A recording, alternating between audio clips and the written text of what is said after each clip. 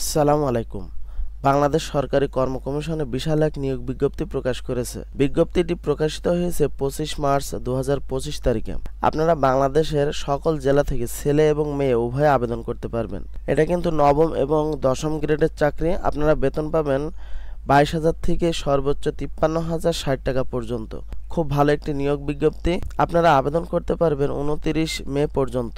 এই নিয়োগ বিজ্ঞপ্তি সংক্রান্ত সকল বিষয় নিয়ে আমরা আলোচনা করব, কিন্তু তার আগে আপনাদের কাছে একটি রিকোয়েস্ট, আপনারা যদি আমাদের চ্যানেলে নতুন হন তাহলে আমাদের চ্যানেলটি সাবস্ক্রাইব করে বেল বাটনটি বাজিয়ে দেবেন।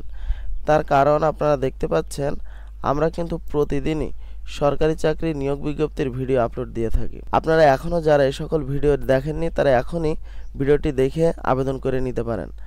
আর আপনারা যদি আমাদের ফেসবুক পেজ থেকে দেখেন তাহলে অবশ্যই ফলো দিয়ে যাবেন।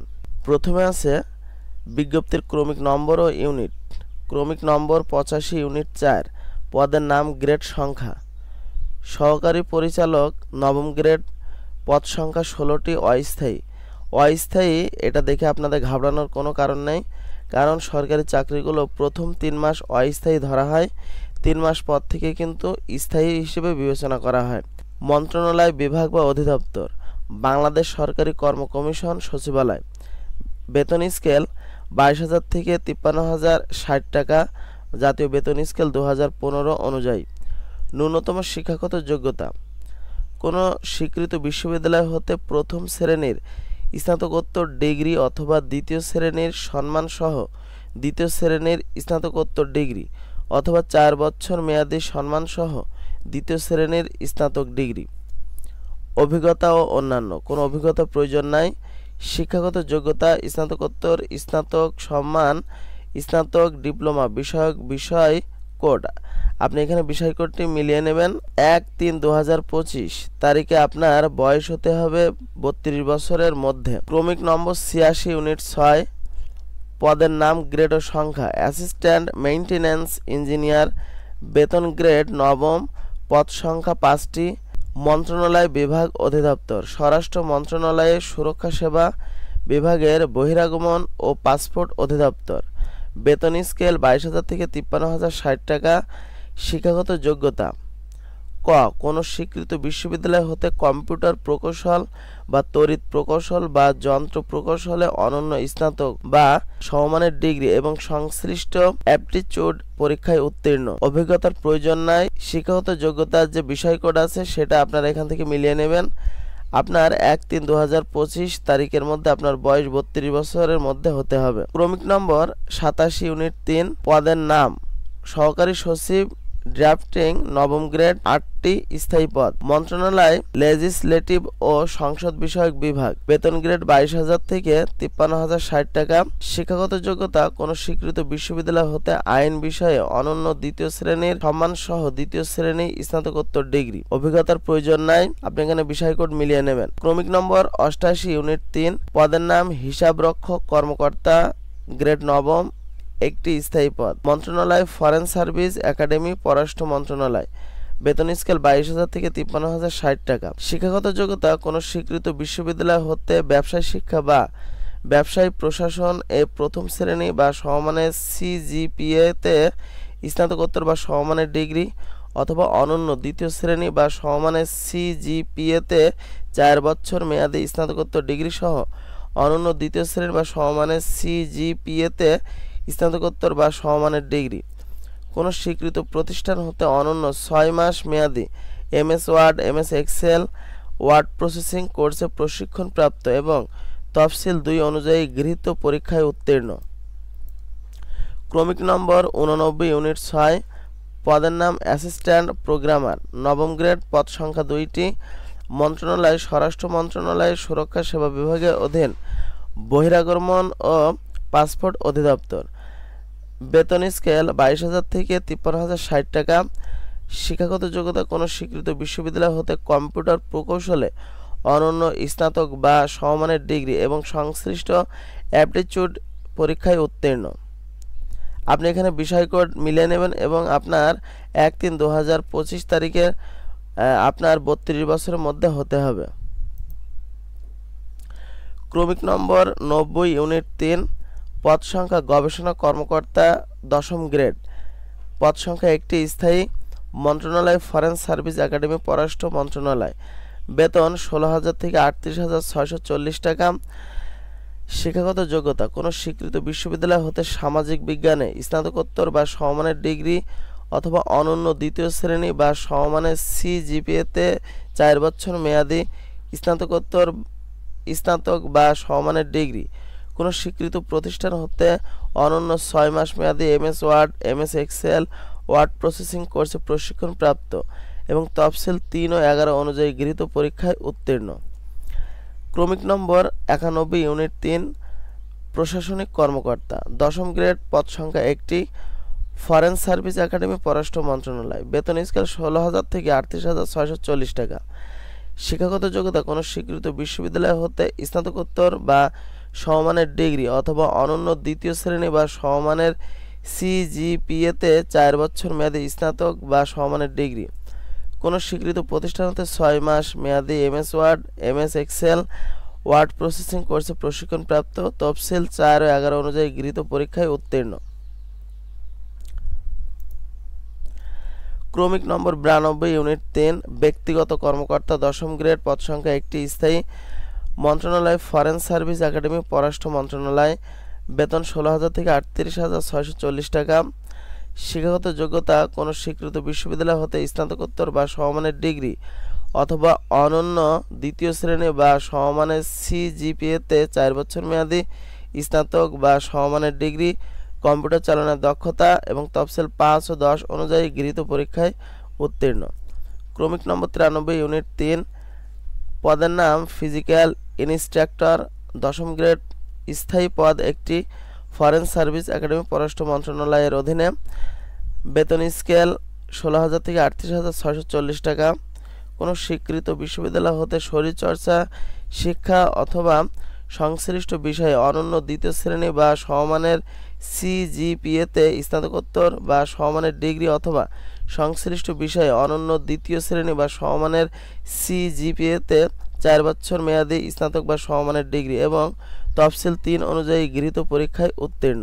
ক্রমিক নম্বর 94 ইউনিট 3 পদের নাম ডাটা এন্ট্রি কন্ট্রোল সুপারভাইজার 10ম গ্রেড পদ সংখ্যা 2টি স্থায়ী এটা পুনর্বিজ্ঞপ্তি অর্থাৎ এর আগেও কিন্তু এই বিজ্ঞপ্তিটি দিয়েছে আপনারা যদি এর আগে আবেদন করে থাকেন আর আবেদন করার প্রয়োজন নাই মন্ত্রণালয় বাংলাদেশ জাতীয় সংসদ সচিবালয়ের অধীনে বেতন 16,000 থেকে 38,640 টাকা শিক্ষাগত যোগ্যতা কোনো অনুমোদিত বিশ্ববিদ্যালয় হতে অনন্য স্নাতক degree data entry control operator হিসেবে অনন্য 5 বছরের অভিজ্ঞতা অপারেটর স্ট্যান্ডার্ড অ্যাপটিটিউড টেস্টে উত্তীর্ণ হতে হবে। ক্রমিক নম্বর 95 ইউনিট 1 উপসহকারী প্রকৌশল গ্রেড 10 41টি পদ স্থায়ী পদ সরকারি স্থানীয় সরকার বিভাগের অধীন জনস্বাস্থ্য প্রকৌশল অধিদপ্তর বেতন 16,000 থেকে 38,640 টাকা শিক্ষাগত যোগ্যতা কোনো স্বীকৃত ইনস্টিটিউট বা শিক্ষা প্রতিষ্ঠান হতে সিভিল ইঞ্জিনিয়ারিং বিষয়ে অনন্য 4 বছর মেয়াদী ডিপ্লোমা তবে শর্ত থাকে যে শিক্ষা জীবনে কোনো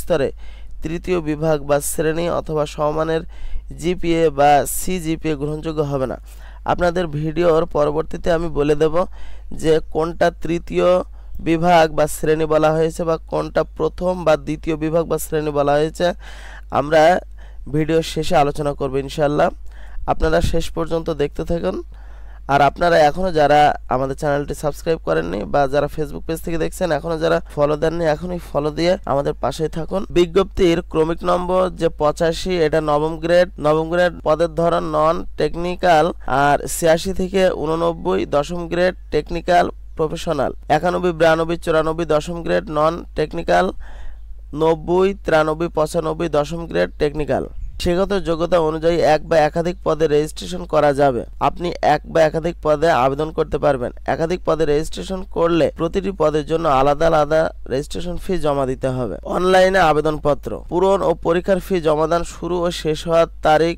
ও সময় আপনারা এখানে একটি ওয়েবসাইটের লিংক দেখতে পাচ্ছেন আবার এখানে আরেকটি দেখতে পাচ্ছেন bpsc.gov.bd এটা লিখে আপনি যদি সার্চ দেন আপনি ওয়েবসাইটের ভিতরে ঢুকে যাবেন এবং সেখানে যে আপনি আবেদন করে নিতে পারবেন আপনাদের সুবিধার জন্য এই লিংকটি আমি এই ভিডিও ডেসক্রিপশন বক্সে দিয়ে দেব আপনারা সেখান থেকে আবেদন করে নেবেন বা পরবর্তীতে কিভাবে আবেদন করতে হয় এই নিয়ে একটা ভিডিও আপলোড দেব, আপনারা সেখান থেকে দেখে নিতে পারেন।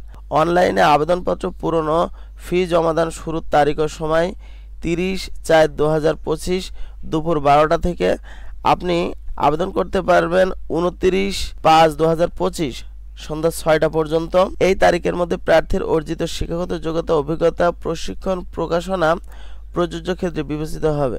এই তারিখের পরে অর্জিত শিক্ষাগত যোগ্যতা, অভিজ্ঞতা, প্রকাশনা, প্রশিক্ষণ ইত্যাদি বিবেচিত হবে না। আপনি আবেদন করার পর 72 ঘন্টার মধ্যে আপনার SMS দিয়ে আপনার প্রেরিত যে ফি সেটা আপনার পরিশোধ করতে হবে। ফি জমাদানের পূর্ব পর্যন্ত আবেদনপত্রের সংশোধনের সুযোগ রয়েছে। প্রার্থীর আবেদনের প্রিন্ট কপি দেখে নিশ্চিত হয়ে ফি জমা দিতে হবে। ফি জমাদানের পর আবেদনপত্রে আর কোনো সংশোধনের সুযোগ থাকবে না। প্রার্থীর বয়স 1/3/2025 তারিখ সংশ্লিষ্ট পদে বিপরীতে বিজ্ঞপ্তি 8 নম্বর কলামে উল্লেখিত বয়স সীমার মধ্যে থাকতে হবে। প্রার্থীকে অবশ্যই বাংলাদেশী নাগরিক হতে হবে। যে সকল প্রার্থী কোনো অবাংলাদেশী নাগরিককে বিবাহ করেছেন অথবা বিবাহ করতে প্রতিশ্রুতিবদ্ধ হয়েছেন সে সকল প্রার্থী সরকারের লিখিত অনুমতি ব্যতিরেকে আবেদন করার যোগ্য বলে বিবেচিত হবেন না। সরকারি অনুমতিপত্র লিখিত পরীক্ষার পর অ্যাপ্লিক্যান্টস কপি এর সাথে অবশ্যই জমা দিতে হবে। বিজ্ঞপ্তি ক্রমিক নম্বর 85 থেকে 89 পর্যন্ত অর্থাৎ নবম গ্রেড পরীক্ষার ফি 200 টাকা এবং 90 থেকে 95 দশম গ্রেড 200 টাকা। সকল গ্রেড অনগ্রসর নাগরিকদের জন্য 50 টাকা পরীক্ষার ফি। আপনি যে কোনো ফোন থেকে মোবাইলে SMS অপশনে যাবেন এবং লিখবেন বড় হাতের অক্ষরে BPSC স্পেস ইউজার আইডি।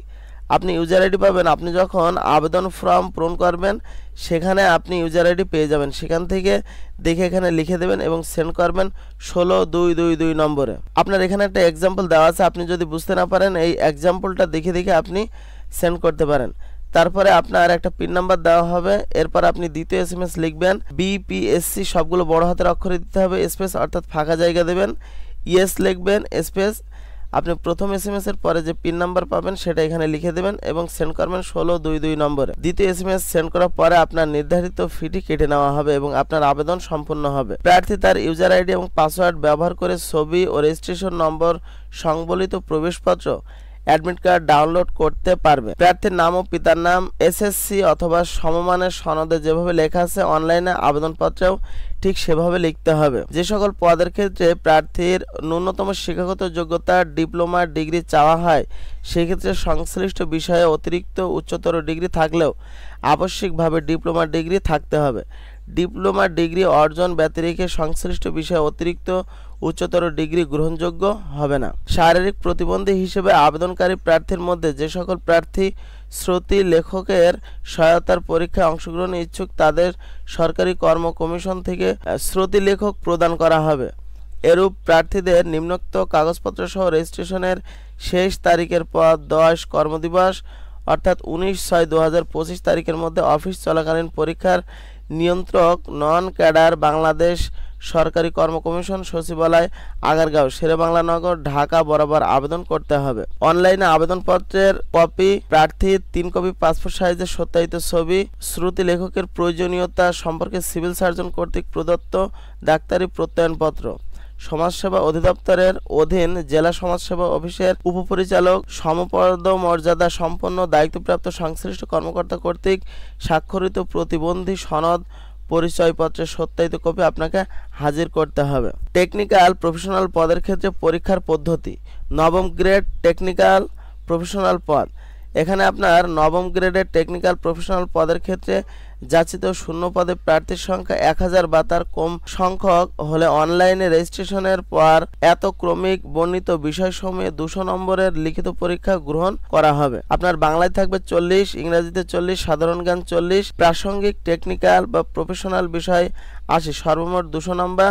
5 নম্বর বাংলা, ইংরেজি, সাধারণ জ্ঞান প্রতিটি বিষয়ের জন্য পৃথক পৃথকভাবে 30%, টেকনিক্যাল প্রফেশনাল বিষয়ে 45% এবং সামগ্রিকভাবে 5 নম্বর 50%। সর্বমোট 100 পান, তাহলে কিন্তু আপনি পাস করে যাবেন। পরীক্ষার বিষয় সময় হচ্ছে 4 ঘন্টা।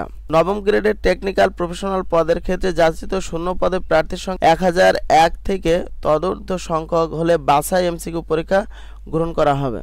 এমসিকিউ এর মানবন্টন বাংলায় 20, ইংরেজি 20, সাধারণ জ্ঞান 20, বাংলাদেশ ও আন্তর্জাতিক বিষয় থাকবে প্রাসঙ্গিক টেকনিক্যাল প্রফেশনাল বিষয় 40, সর্বমোট 100।